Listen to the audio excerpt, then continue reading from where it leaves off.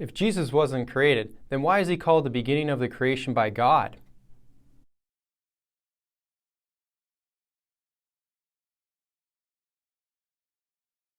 Does the Bible teach that Jesus had a beginning?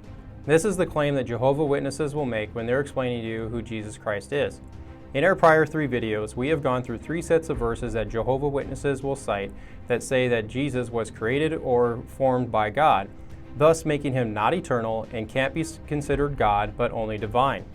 Now we finish off with the final verse that they don't have in their pamphlet, but we noted that they will use this as a backup safety verse, which is Revelation 3:14.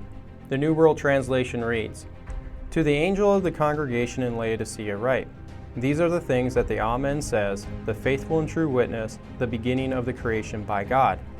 Now we know from chapter 1 of Revelation that this is Jesus talking because he says, "I am he that liveth and was dead, and behold, I am alive forevermore. Amen, and have the keys of hell and of death, write these things." So you see the simple connection, and there's no argument on who's talking in the passage. But now they're going to point you to the very last part of verse 14 with Jesus describing himself as the beginning of the creation by God. And then they'll say, see, it says Jesus was the first thing created by God. Now at this point, you should be well aware that there's going to be a lot of subtle differences between all other versions and the New World Translation.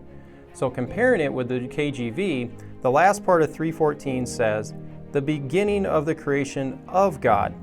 And if you look up other versions, you see that all other versions have of God instead of by God.